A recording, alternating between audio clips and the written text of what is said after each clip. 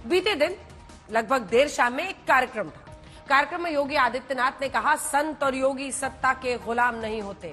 योगी की टिप्पणी के कई सियासी मायने निकाले जा रहे हैं। विपक्ष से बीजेपी के अंदर एक घरेलू झगड़े का एंगल दे रहा है और बीजेपी से भारतीय संस्कृति में संत की व्याख्या बता रही है। लेकिन योगी ने जो कहा, क्यों कहा, रिपोर्ट देखिए।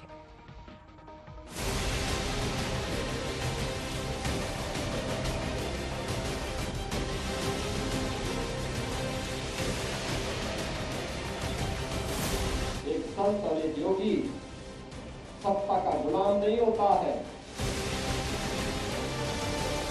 योगी के बयानों के पीछे का मकसद क्या है, योगी के दिमाग में क्या चल रहा है, इसे लेकर बीते कुछ दिनों में यूपी के पूर्व सीएम और समाजवादी पार्टी के मुखिया ने दो अहम टिप्पणी।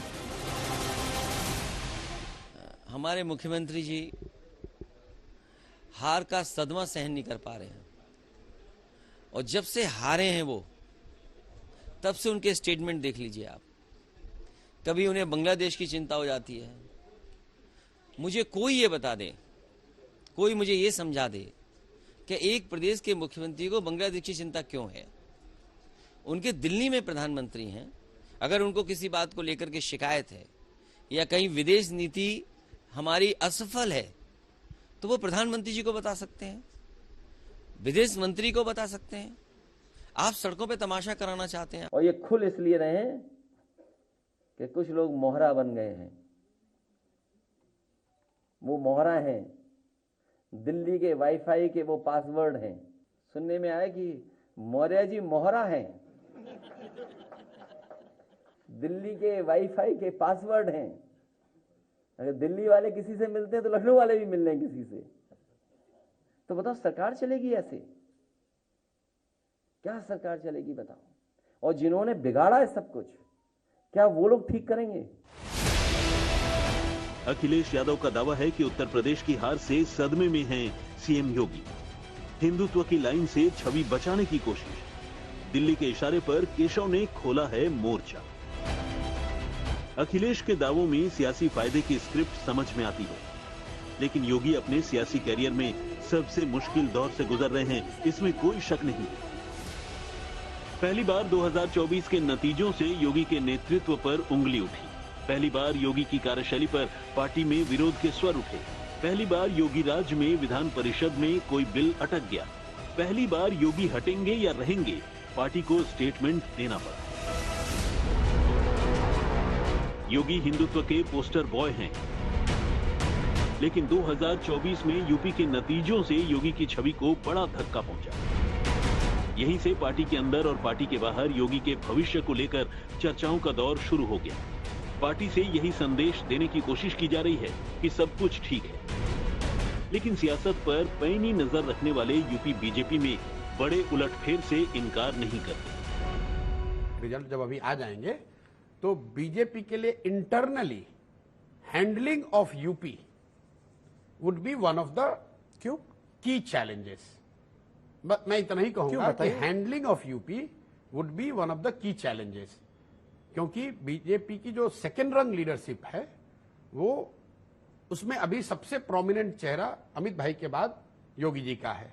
तो how do they handle UP is something that people like us will watch closely. Jalebi बनाने बताइए, आपके हिसाब से नहीं, लीडरशिप चेंज होगा या जो स्टेटस को है वो बना रहेगा? नहीं, मुझे नहीं लगता है कि इतना आसान है कि आप लीडरशिप चेंज उठे और लीडरशिप चेंज हो जाएगा।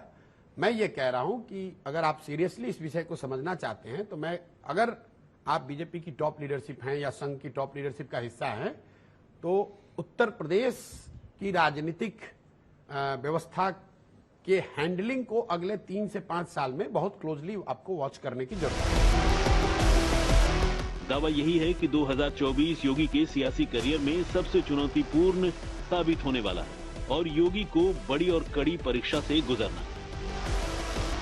लोकसभा चुनाव से ठीक पहले और साल की शुरुआत में योगी की पहली परीक्षा हुई, लेकिन कठोर प्रशासक की छवि रखने वाले योगी पेपर लीक रोकने में नाकाम रहे और इस परीक्षा में फेल हो गए। योगी की दूसरी परीक्षा लोकसभा चुनाव में हुई। 80 सीटों वाले प्रदेश में बीजेपी बड़ी जीत की उम्मीद लगाए हुए थी, लेकिन जब नतीजे आए तो बीजेपी को करारी हार का सामना करना पड़ा।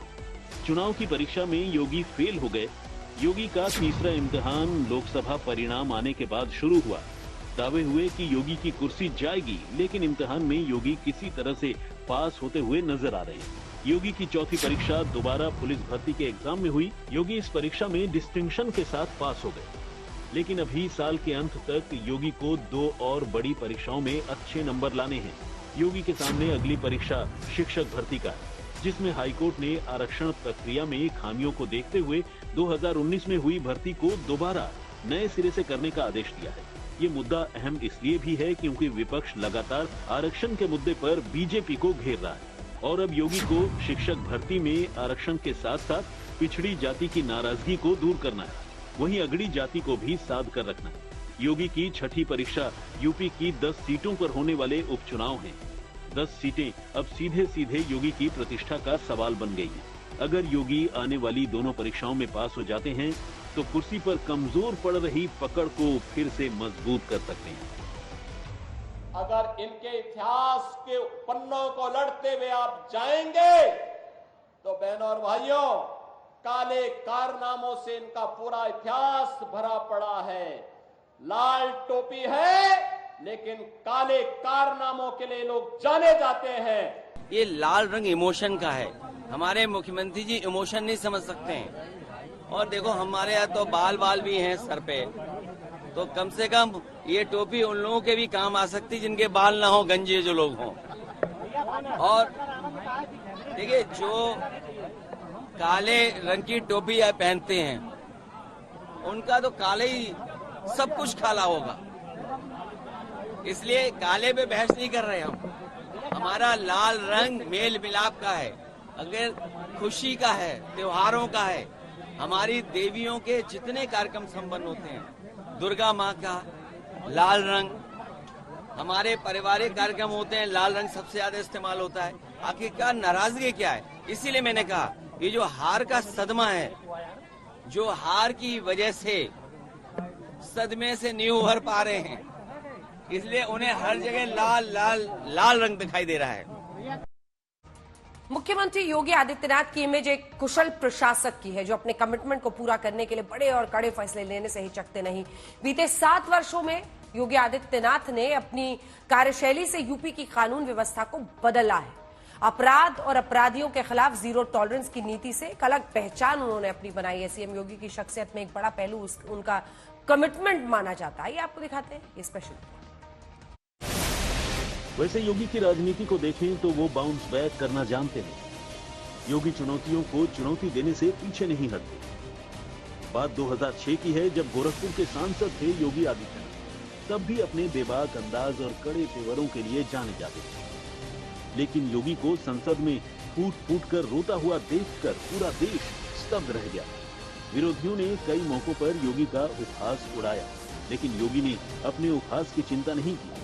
जब मौका मिला तो यूपी के सीएम के तौर पर बड़े और कड़े निर्णय लेने वाले राजनेता की पहचान बनी। जो कभी उनके आंसुओं को हथियार बनाकर हमला करते थे, आज योगी उन्हीं आंसुओं में छिपे अंगारों से जबरदस्त पलटवार करते हैं। इस माफिया को मिट्टी में मिला देंगे। सरकार किसी है, सरकार किसी है, बखला क्या हो, ये माफिया है, इनको मिट्टी में मिलाने का काम करेंगे। अपराधी आ गए हैं, अपराधी को भी दूर कर। सवाल है, एक बार फिर योगी खुद को साबित कर पाएंगे? क्योंकि अब चुनौती सिर्फ विरोधियों से नहीं बल्कि पार्टी के अंदर से भी मिलती हुई दिखाई दे रही है। दरअसल योगी की वर्किंग स्टाइल पर सवालों के 2 मोर्चे खुले हुए हैं। कहता था आवाज इस प्रदेश कार्य समिति में मैं संगठन के वरिष्ठता हमारे देश के और प्रदेश के नेतृत्व के सामने कह रहा हूं, संगठन सरकार से बड़ा है।